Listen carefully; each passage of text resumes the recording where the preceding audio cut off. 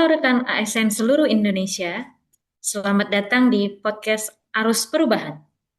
Pernah nggak sih teman-teman ngerasa kerjaan malah makin ribet, padahal aplikasinya makin banyak?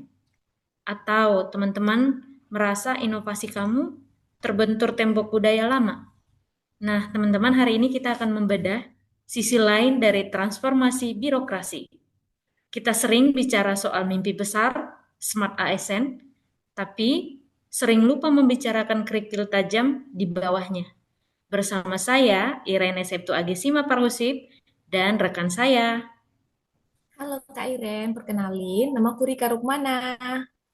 Oke, kita akan mengupas tuntas apa saja sih itu bad practice yang diam-diam menghambat kemajuan kita. Mari kita bicara jujur untuk perubahan yang lebih baik. Sebelum kita mulai perbincangan kita mau sapa dulu nih narasumber kita yang kece-kece. Hai Kak Natalia Ramadanti. Hai Kak Iren. Oke. Halo Kak Duili. Halo Kak.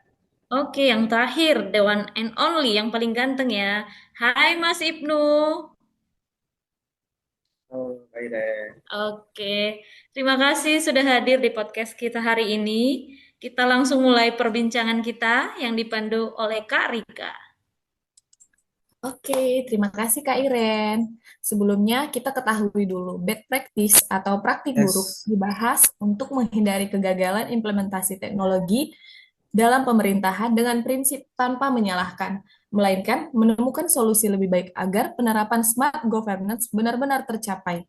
Dan kali ini kita akan bercerita atau berbagi pengalaman hal apa saja yang mungkin terjadi atau sudah terjadi di lingkungan kerja teman masing-masing.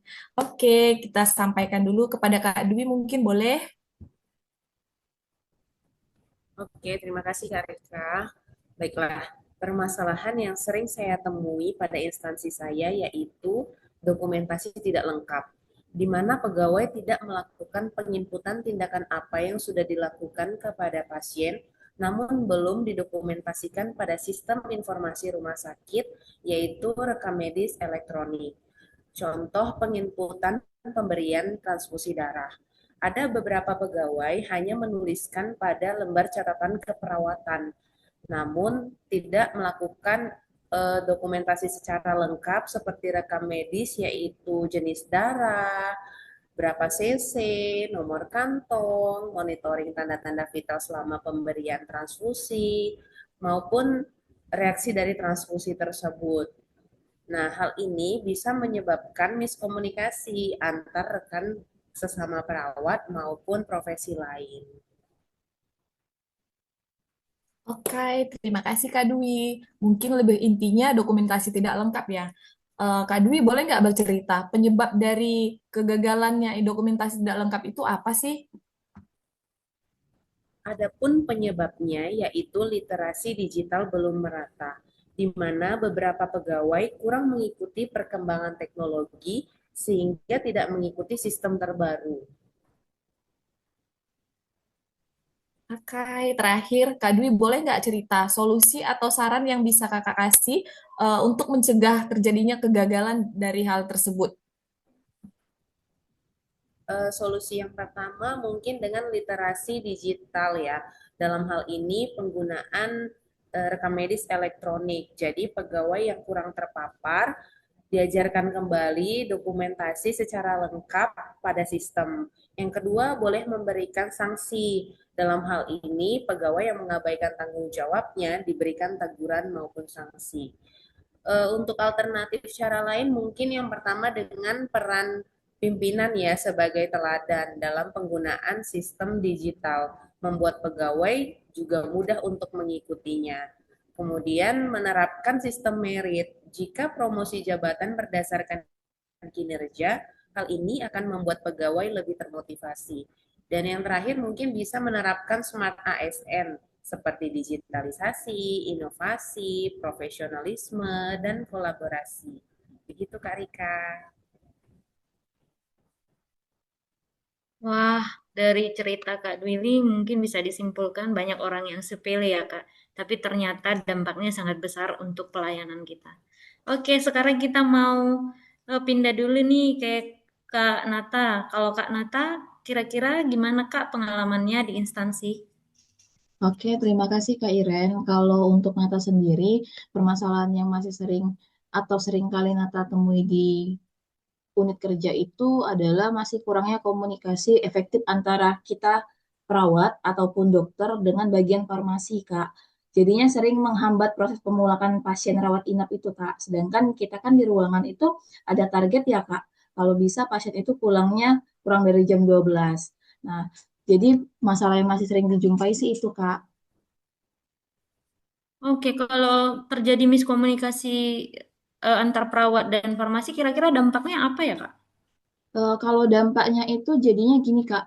Kalau misalkan komunikasinya terganggu, jadinya pasien itu kan terkadang udah diperbolehkan pulang oleh dokter, tetapi karena farmasi belum mendapatkan informasi, jadinya obatnya itu belum siap, Kak. Jadi pasiennya itu harus menunggu, waktu tunggunya menjadi lebih lama, gitu, Kak. Oh, gitu ya Kak.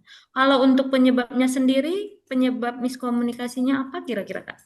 Kalau di instansi Nata sih kurang lebih untuk penyebabnya itu karena lebih ke kurang koordinasi antar unit, Kak. Jadi seringkali kan obat itu diresepkan setelah pasien itu dinyatakan pulang oleh dokter setelah ronde. Nah, jadi dokternya itu meresepkan secara mendadak, tapi setelah itu dari farmasi tidak ada pengecekan kembali di bagian IMR-nya. Kalau misalkan udah ada resep pasien untuk pulang hari itu, gitu, Kak. Oke, jadi kalau menurut Kak Nata nih, kira-kira apa solusi untuk perbaikan komunikasi ini ya Kak? Kalau untuk Natasi yang pertama bisa untuk diberikan edukasi atau pelatihan ya Kak dari sistem digitalnya juga. Jadi itu kan bisa meliputi kesadaran dari semua tenaga kesehatan untuk lebih peduli dan menggunakan sistem digital tersebut. Jadi tanpa harus gimana kita udah tahu porsinya. Kalau kita harus mengecek penggunaan sistem IMR itu apakah sesuai dengan tupoksi kita. Kalau misalkan di bagian farmasi atau perawat berarti setiap ada rencana pasien pulang, kita harus ngecek apakah pasien ini benar-benar dinyatakan untuk pulang, terus resepnya udah lengkap belum, resumnya udah lengkap belum. Kalau misalkan udah ada yang masuk, berarti kan kita harus dalam memproses itu, Kak. Terus yang kedua juga bisa dalam penerapan digitalisasi ini kita bisa lakukan smart ASN dengan tadi kata Kak Dwili kita tambahkan inovasi. Inovasi di sini bisa pada sistem IMR itu kita tambahkan notifikasi Kak. Jadi ada notifikasi otomatis di mana bagian farmasi ataupun perawat dan unit lain yang berhubungan dengan bagian pemulangan pasien ini dapat notif kalau misalkan atau pengingat kalau pasien ini ada pasien yang mau pulang. Jadi harus disegera diproses kayak gitu Kak. Jadi tidak ada miskomunikasi lagi. Oke, terima kasih Kak Nata. Sekarang kita lanjut Sama-sama. ke narasumber terakhir kita. Silahkan dipandu Kak Rika. Oke, terima kasih Kak Iren. Mungkin bisa kita kembali kepada Kak Ibnu. Kak Ibnu boleh nggak cerita nih apa saja masalah atau yang mungkin sudah terjadi ini di ruangan atau instansinya? Baik, terima kasih kesempatannya kepada Mbak Rika. Eh, dalam interaksi saya yang sering terjadi itu adalah saat operan dinas. Jadi saat pelimpahan tanggung jawab, ada kejadian yang mungkin lalai ya gitu ya, tidak lengkap. Nah, sama seperti yang Mbak Dwi, tidak lengkap. Jadi eh, misalkan pemberian antibiotik, ini kan pemberian antibiotik biasanya di jam-jam kredit, entah lupa atau bagaimana, itu tidak dioperkan. Nah, sehingga pemberian obat itu terlewatkan. Jadi ya mungkin berdampak pada mutu pelayanan dan nanti jadi berdampak ke pasiennya seperti itu. Terus contoh lagi kejujuran dalam mengoperkan dinas kepada dinas selanjutnya. Contoh misalkan, ya mungkin tidak semuanya, tapi ada kejadian seperti ini.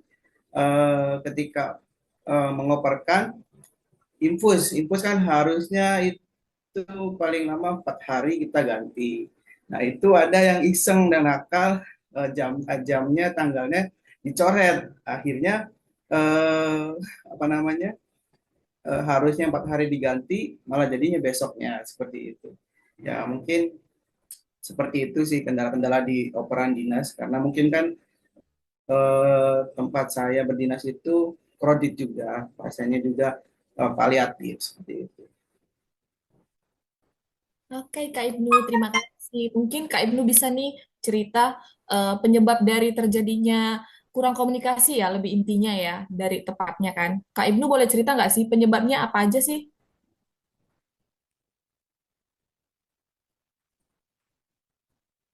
Ya, penyebabnya tadi seperti yang ceritakan, jadi kalau misalkan dinas malam akan mengoperkan ke yang dinas pagi, itu jam-jam kami sebutnya jam-jam kredit antara jam 6 sampai jam 8.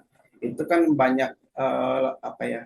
Banyak tindakan, banyak dokter visit dan lain-lain sehingga akhirnya menyebabkan lupa. Nah, di saat lupa ini eh, perawat itu lebih takut untuk jujur daripada mengatakan yang sebenarnya bahwa saya maaf saya lupa memberikan antibiotik gitu, sehingga menyebabkan yang paginya juga jadi tidak tahu, eh, yang pagi menganggapnya antibiotik tersebut sudah diberikan. Nah, kalau begini kan hasil jadi apa ya, antibiotiknya itu resisten yang seharusnya bisa menyembuhkan, membunuh bakteri, akhirnya bakteri itu menguat lagi. Jadi harus mengulang dari awal lagi seperti itu. Kak Ibnu, benar seperti kata Kak Iren ya, terlihatnya sepele, tapi dampaknya luar biasa. Terakhir nih, Kak Ibnu boleh nggak kasih solusi atau saran biar hal-hal tersebut atau kegagalan tersebut tidak terjadi lagi? Ya, baik. Kalau saya boleh mengusulkan, ya kembali lagi kepada Smart ASN. Kita harus menerapkan 9 dari Smart ASN ini seperti integritas. Kita tuh harus jujur, komunikasinya harus baik. Nah, agar apa seperti hal-hal yang seperti tadi itu bisa diantisipasi. Misalkan, Gas, maaf saya lupa belum memberikan antibiotik. Itu nggak apa-apa, walaupun lewat 1 jam, 2 jam, itu nggak apa-apa. Lebih baik jujur, karena kalau misalkan tidak diberikan sama sekali atau berbohong, akibatnya nanti yang tadi berdampak pada pasien yang jujur. Selanjutnya itu ya kembali lagi kita sebagai perawat harus menerapkan nilai-nilai profesional agar kejadian-kejadian tersebut diharapkan tidak terulang seperti itu. Terima kasih Kak Ibnu, dan terima kasih juga buat teman-teman semua. Oke, Sobat ASN, itu tadi obrolan kita soal kerikil-kerikil di jalan birokrasi kita. Mungkin terdengar nggak nyaman ya kita bicara soal bad practice, ya Sobat, tapi kalau nggak dibahas, kita nggak akan pernah berubah. Dan intinya, kita bukan mencari siapa yang salah, namun kita belajar dari kesalahan. Benar sekali, Kak Rika. Kalau tadi dari obrolan kita mungkin masih ada yang harus diperbaiki dari aplikasi, tapi banyakkan nih kita harus berubah budaya kerja kita. Teman-teman, semoga obrolan santai kita kali ini jadi bahan renungan pas kita lagi di meja kerja besok atau lagi merawat pasien atau apapun yang kita sedang lakukan.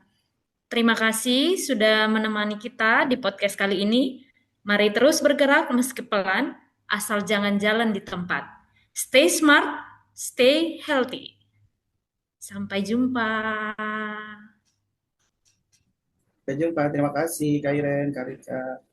Terima kasih Terima kasih, semuanya. Kak.